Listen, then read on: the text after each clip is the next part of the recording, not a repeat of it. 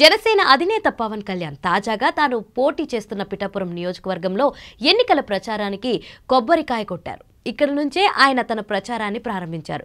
వారాహి వాహనానికి అధికారులు అనుమతి లేదని చెప్పారు. దీంతో పవన్ వేరే వాహనంపై ప్రచారం చేశారు.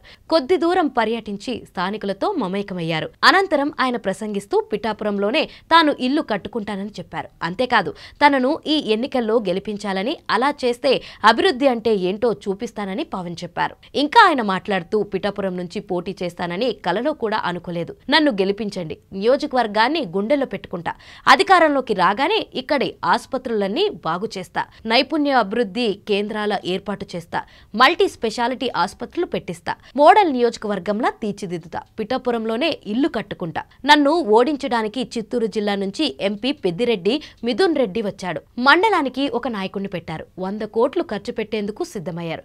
అయినా మీపై నాకు విశ్వాసం ఉంది.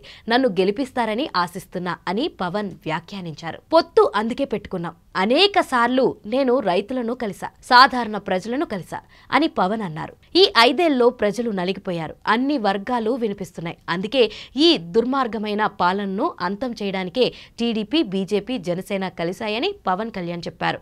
తన కోసం సీటు త్యాగం చేసిన టీడీపీ నియోజకవర్గం ఇన్ఛార్జ్ సత్యనారాయణ వర్మకు పవన్ ధన్యవాదాలు తెలిపారు. కాకినాడ సేజ్ కు భూములు ఇచ్చిన రైతులకు మేలు జరగలేదని పవన్ అన్నారు. ఉప్పాడ తీరం కోతకు గురవుతుంటే వైసీపీ నేతలు ఏం చేశారని నిలదీశారు.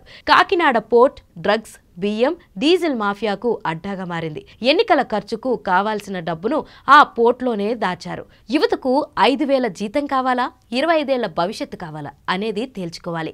సీఎం జగన్ వచ్చి కల్లబొల్లి కబుర్లు చెబుతాడు. ఆయన మాయమాటలకు మోసపోకండి. జగన్ పక్కా అవినీతిపరుడు. ఈ విషయం నేను ఆది నుంచి చెబుతున్నా. గద్దె దించాల్సిన సమయం వచ్చింది. ప్రజలు ఆలోచించాలి అని పవన్ పిలుపునిచ్చారు. కాగా ఆదివారం కూడా పిఠాపురంలోనే పవన్ పర్యటించనున్నారు.